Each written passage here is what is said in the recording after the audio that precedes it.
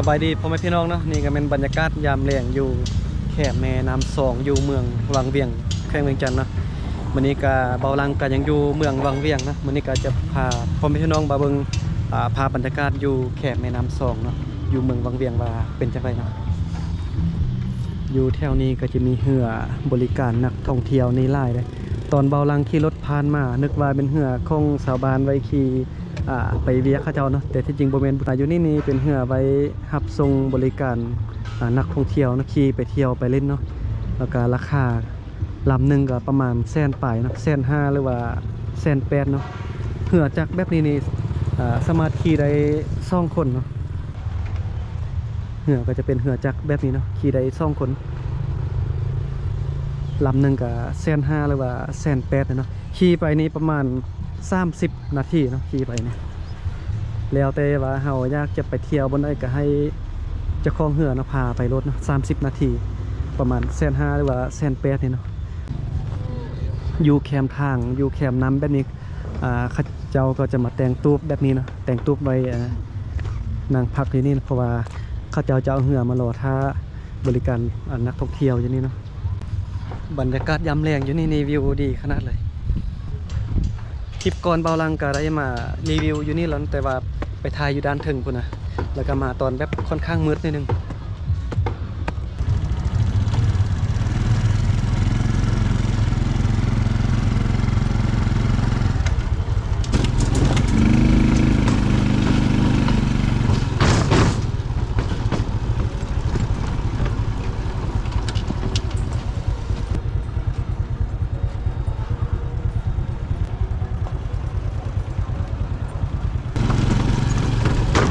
บนขั้วนี่โอ้ยเดี๋ยวไกลก่อนข้ามมานี่ก่อนกำลังเมื่อกี้เห็นแผ่นเล็กหักเนาะเรื่องวิวได้งามอยู่แต่ว่าขั้วนี่คือว่าเก่าแล้วนะขั้วยักษ์โดกแล้วเป็นตะยานขนาดเลย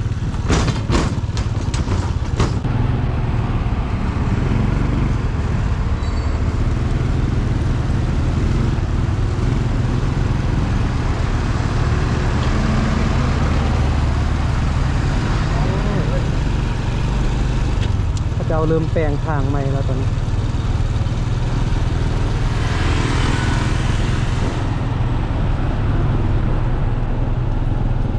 อยู่ในเมืองเขาเจ้าแปลงทางที่ตึมเนาะ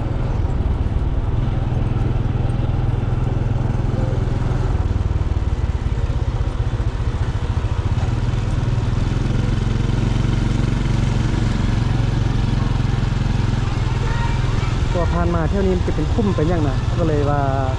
แปลงทางใหม่เนาะโอ้เมื่อกี้ฝรั่งมาทักทายนะฝรั่งมาลิ้นบางเวียงในคันเห็นฝรั่งนี่เขาเจ้ามาทักทายตลอดเลยแต่ว่าน่าเสียดายที่ว่าฝรั่งผู้พูดภาษาอังกฤษ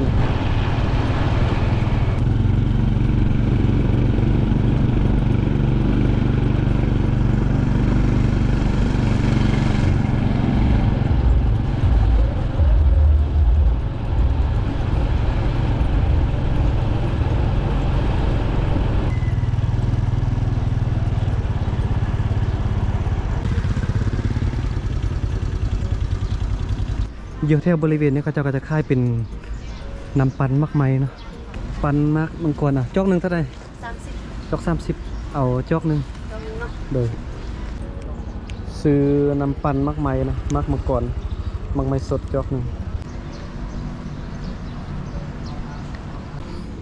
มีรถจักรให้เซาในลายบอลเลยนี่ก็จะเป็นรถไว้ไปครับไปส่งนักท่องเที่ยวเนาะไปตางเหือไปลองเหืออยู่ด้านถึงคนน่ะโอ้ไรมองอยู่นี่เนาะได้ไล่บ่ป่านะได้ป่าน้อยเนาะ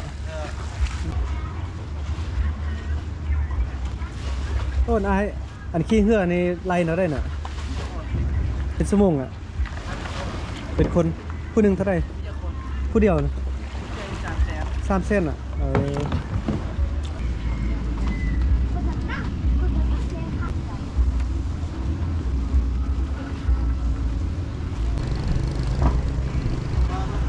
ได้ป่าใหญ่โศกกองได้บรรยากาศยามแรงเนาะวิวงามขนาดเลย เบาลังกะยักจะลองเบิ่งนะว่าขี่เหือมัน จำนวนขนาดใดนะ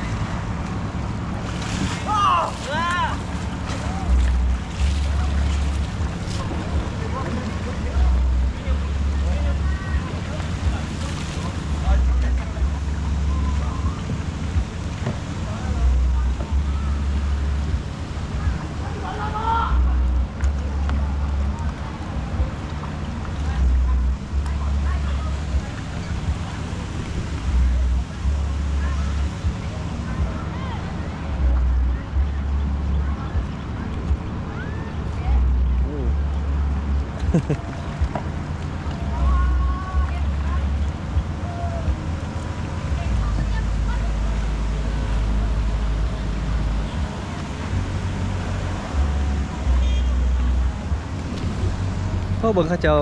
ลองเหือนี่เป็นตามวนขนาดเดียวมื้อหน้าบ่าวหลังจะลองเทื่อนึงเบิ่งนะ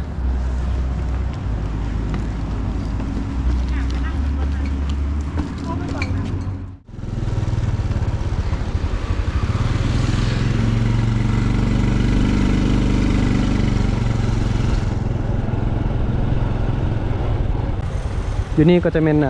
ตลาดมืดนะเพราะว่าถ้าตอนแรกแล้วเขาจะเอาเครื่องมาขายอยู่นี่นะบรรยากาศที่ม่วนนะอยู่นี่นะจะมีตลาดมืดแล้วก็อยู่ด้านหน้านั่นก็จะมีตลาดนัดเนาะแต่ว่าตอนนี้รถน่าจะเข้าบ่ได้แล้วบ่โอ้ยังไปได้อยู่ตอนที่เขาจะยังเอาเครื่องมาวางนี่ไปได้อยู่เนาะนี่ไปตอนนี้กันถ้าว่าเขาจะเอาเครื่องมาขายแล้วเนี่ยเอารถเข้ามาในบ่ได้เลยเนาะ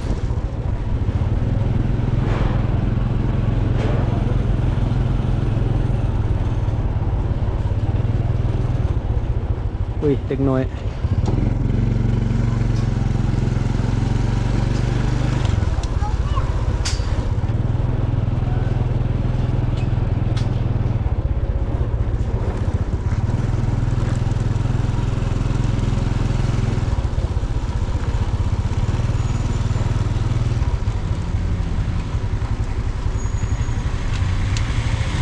ตลาดมืดอยู่วังเวียงเนี่ยก็บ่กวางคือตลาดมืดอยู่ร่วงพระบางเนาะถ้าว่าอยู่ร่วงพระบางนี่ตลาดมืดจะกวางกว่าเนาะเขาจะค่ายเครื่องนี่ยาวไปเลยแหละยางนี่จนว่าเมื่อยเนาะแต่ว่าอยู่วังเวียงนี่ตลาดมืดนี่น้อยเลยเนาะขี่รถออกมาแป๊บเดียวก็สุดทางแล้วบนนี้ก็จะเป็นบนสี่แยกทางเข้ามาตลาดมืดนะเขาจะเริ่มวางค่ายเครื่องแล้วเนาะเดี๋ยวคลิปนี้เบาลังขออนุญาตจบคลิปเพียงเท่านี้เนาะเดี๋ยวคลิปต่อไปเบาลังจะไปไส้ก็ติดตามเบิ่งต่อไปนะว่าเบาลังจะไปถ่ายคลิปไปไส้นะส่วนคลิปนี้ขอตัวจบคลิปเพียงเท่านี้เด้อแล้วเจอกันใหม่คลิปต่อไปเนาะ